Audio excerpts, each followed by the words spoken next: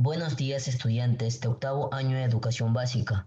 Hoy viernes 27 de noviembre del 2020 vamos a dar inicio a nuestro primer repaso de la asignatura Ciencias Sociales, indicándoles estudiantes que vamos a repasar la semana número 1 con el tema Los derechos humanos, su protección y cumplimiento, y la semana 2 con el tema La formación de la Tierra y los continentes.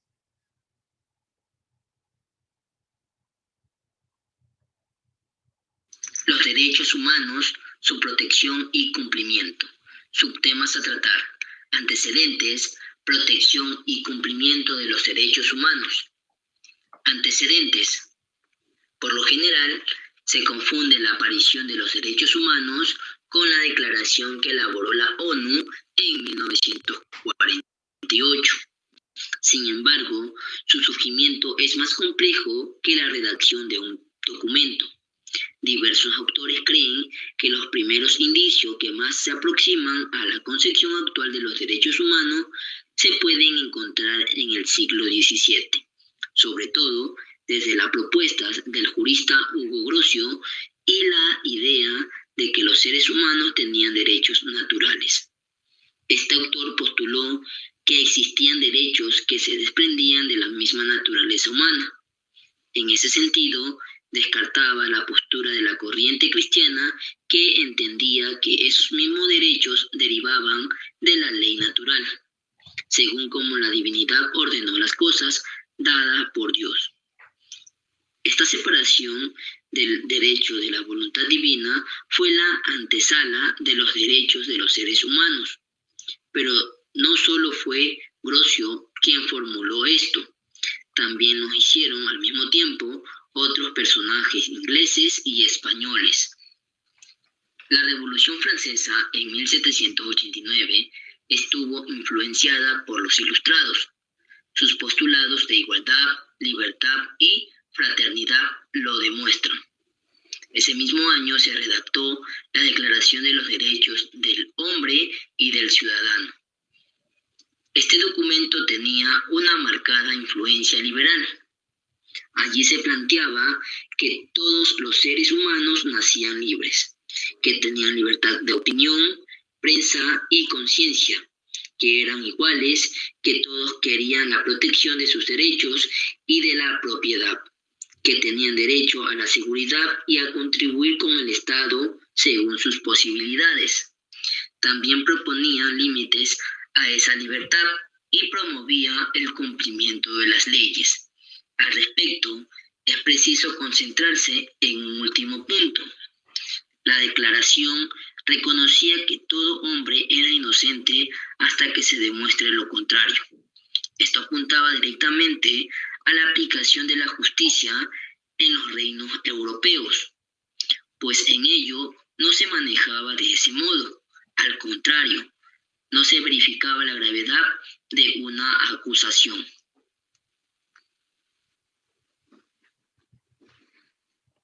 Voltaire, que nació en Francia en el año de 1694 y falleció en el año de 1778, y otros ilustrados, cuestionaron el funcionamiento de los parlamentos de justicia en Francia antes de la Revolución. Por ejemplo, Voltaire criticó el procedimiento en el famoso caso Calas en el año de 1762. Un hombre fue ejecutado tras ser acusado de la muerte de su hijo, que se había suicidado. Antes de poder comprobar su inocencia, la justicia francesa lo condenó a una muerte por suplicio. Por ello, los ilustrados cuestionaban las sentencias de los parlamentos franceses encargados, alegando que esto no medían las penas que ordenaban, ni la intensidad del suplicio que se le daba al acusado. Cosas similares se censuraban en América respecto de la muerte del líder inca Tupac Amaru. En 1891, 2 años después del triunfo de la Revolución Francesa, Olympe de Gouges redactó la Declaración de los Derechos de la Mujer y la ciudadana basándose en la de los hombres. Con este documento, ella buscó posicionar los derechos de las mujeres en el nuevo panorama francés. Sin embargo, recibió el rechazo de sus pares hombres y llegó a ser ridiculizada en caricaturas. Este episodio nos permite advertir un problema acerca de los derechos de los hombres. En el siglo XVIII y en el siglo XX predominó la idea de que se otorgaba derechos a quienes pudiesen ser considerados como iguales. La lucha por los derechos de toda la población continuó hasta el siglo XX y en muchos casos sigue hasta hoy. Bajo este pretexto, muchos sectores quedaron excluidos, ya no tanto por argumentos religiosos como en siglos pasados. Desde el siglo XIX fue el discurso científico el que sustentó dicha exclusión.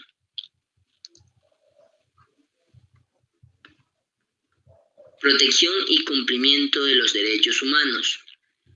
Los derechos de las personas no solo están garantizados por la legislación y los gobiernos de los países. Existen organizaciones mundiales encargadas de vigilar el cumplimiento de estas normas. Para concretar la Declaración Universal de los Derechos Humanos, unos años después de su aparición, se vio la necesidad de crear 2 pactos para reforzar los 30 artículos originales: el Pacto de Derechos Civiles y Políticos y el Pacto de Derechos Económicos, Sociales y Culturales. Juntos, estos 3 documentos legales conforman la Carta de Derechos Humanos, que es hasta ahora la más completa garantía de este tipo de derechos.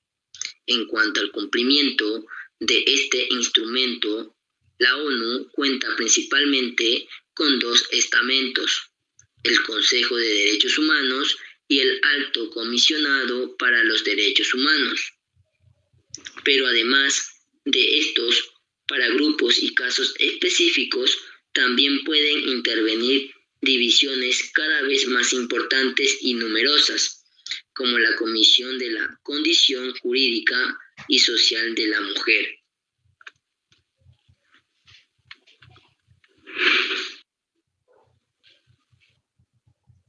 Vale la pena preguntarse por qué, si son derechos naturales y todos los reconocemos como vitales, es necesario protegerlos y velar por su cumplimiento. En primer lugar, como ya hemos visto, las condiciones en materia de derechos no siempre fueron como las que conocemos hoy. La historia que precede a estas intervenciones y legislaciones muestran que gobiernos e individuos en condiciones de poder pueden perder el horizonte y la dimensión de las decisiones que toman. En ciertos contextos pueden darse vulneraciones a los derechos humanos, como la expulsión de ciertos grupos por temas étnicos o religiosos de un territorio, lo cual solía realizarse en nombre del bienestar del resto de la población. Es por esto que en el actual sistema democrático es importante que cada ciudadano o ciudadana haga escuchar y participe en aquello que considere justo y denuncie lo injusto.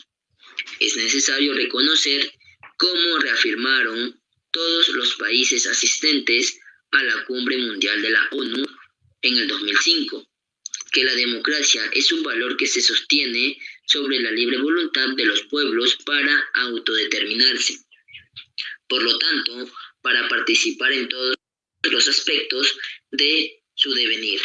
De este modo, ser un ciudadano en democracia implica no solo la garantía de mis derechos, sino también la obligación de precautelar los derechos humanos de todos aquellos que conviven conmigo.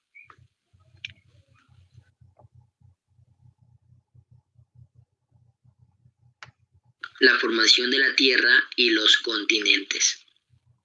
Subtemas a tratar: origen de la Tierra, la tectónica de placas y la formación de continentes. Origen de la Tierra. La Tierra es muy antigua, se calcula que tiene una edad aproximada de 4.650 millones de años. Se formó cuando se condensó el polvo y el gas cósmico que giraba en torno del Sol. ¿Qué significa gas cósmico? Polvo de partículas pequeñas que hay en el espacio. En su inicio la Tierra era muy caliente y no tenía vida, ni agua, ni aire, ni suelo. Por millones de años, nuestro planeta fue una gran masa de materiales incandescentes que poco a poco se enfriaron. Los elementos más pesados, como el hierro y el níquel, por acción de la gravedad, se dirigieron hacia el centro y formaron el núcleo terrestre. En cambio, los elementos más livianos, como el oxígeno, el nitrógeno y el carbono, se concentraron hacia la superficie y formaron la capa, litosfera, hidrosfera y atmósfera. Desde su origen, nuestro planeta ha cambiado mucho. Los choques con meteoritos, los movimientos continentales, las erupciones volcánicas, los terremotos, las lluvias, las glaciaciones y la actividad de los seres vivos han modelado la Tierra tal como hoy la conocemos. El factor que más ha influido en tales cambios ha sido el movimiento lento de grandes placas, que están debajo de los continentes y océanos. Si estas placas se separan o colisionan, pueden formar cadenas montañosas, producir sismos, originar erupciones volcánicas y desplazar continentes.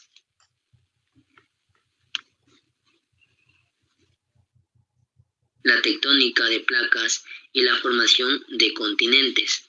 La tectónica de placas expone fenómenos antes inexplicables como terremotos, elevación de cordilleras, erupciones volcánicas, desaparición de mares o la formación de los continentes. Las características de los elementos químicos y su disposición final dieron origen a las capas del planeta, núcleo, manto y litosfera. ¿Qué son las placas tectónicas? Son los bosques en que se dividen la corteza terrestre y que se mueven en distintas direcciones. Existen 15 placas y son Pacífico, Sudamericana, Norteamericana, Africana, Australiana, Nazca, Cocos, Juan de Fuca, Filipina, Euroasiática, Antártica, Arábiga, Índica, del Caribe y la escocesa. Unas placas son continentales, otras marinas y algunas son mixtas.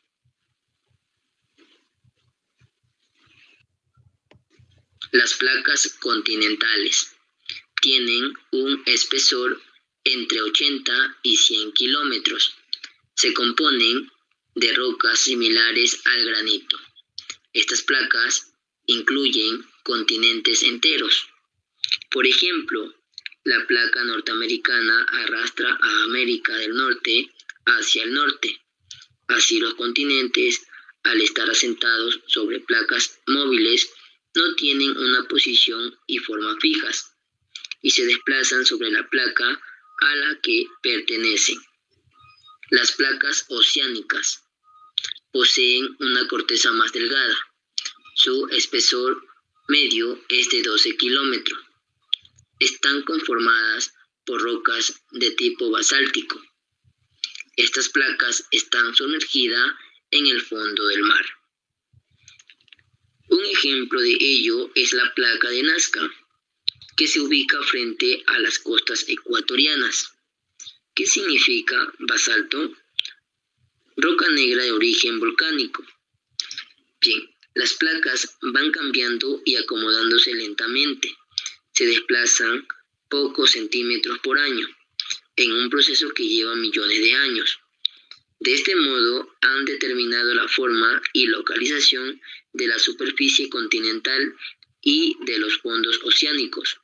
Hoy, parte de la evidencia sobre la movilidad de las placas tectónicas depende de la tecnología de satélite, que mide exactamente la posición y velocidad con que se mueven las placas continentales y oceánicas.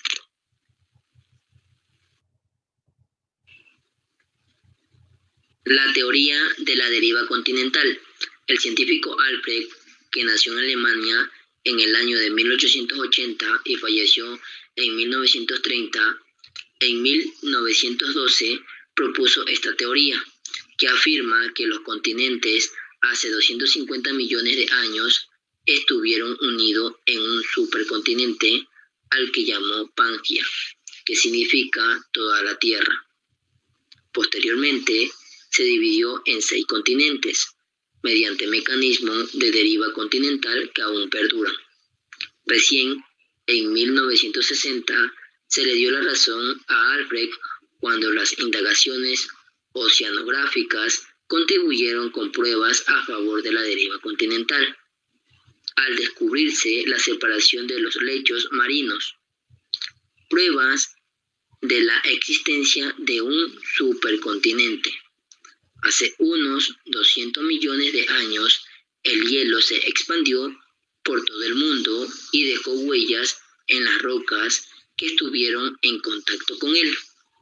Las mismas huellas están en Sudamérica, África, India, Australia y Antártida, a pesar de ocupar hoy distintos continentes. Las cadenas montañosas que atraviesan Sudáfrica de este a oeste continúan cerca de Buenos Aires, Argentina. Bien, en este momento les voy a proyectar las 2 actividades correspondientes de cada semana, estudiantes. Prestar mucha atención, por favor.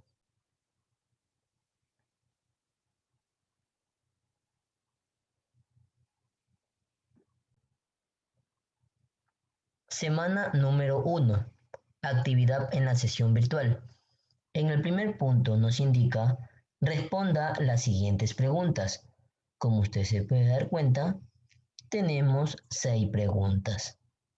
En el segundo punto de la actividad nos indica, escriba B si es verdadero y F si es falso según corresponda. Si su respuesta es falsa, justifique su respuesta.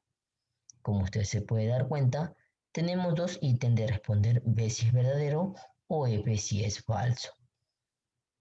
En el tercer ítem de nuestra actividad nos indica investigar el significado de los siguientes derechos. Bien, esto pues corresponde a la semana número 1. Vamos a verificar la semana número 2.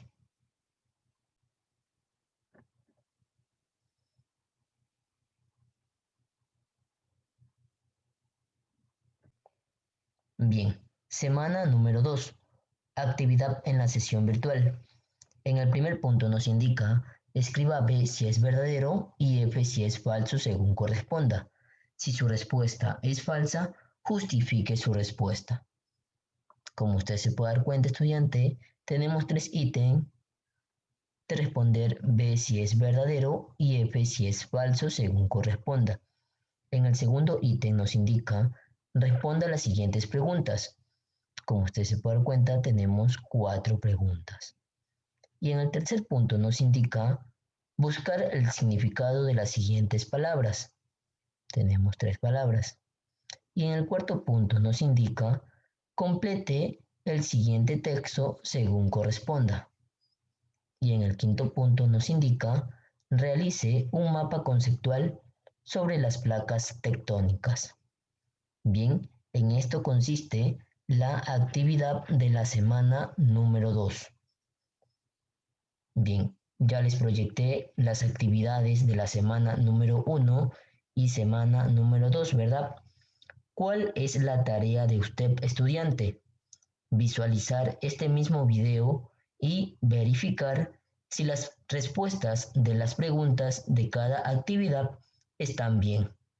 Les recuerdo que sus actividades tienen que estar bien, ya que de las actividades voy a sacar las preguntas para tomarles en la finalización de la etapa número 1 correspondiente al segundo quimestre. Muchas gracias por su tiempo prestado, estudiantes.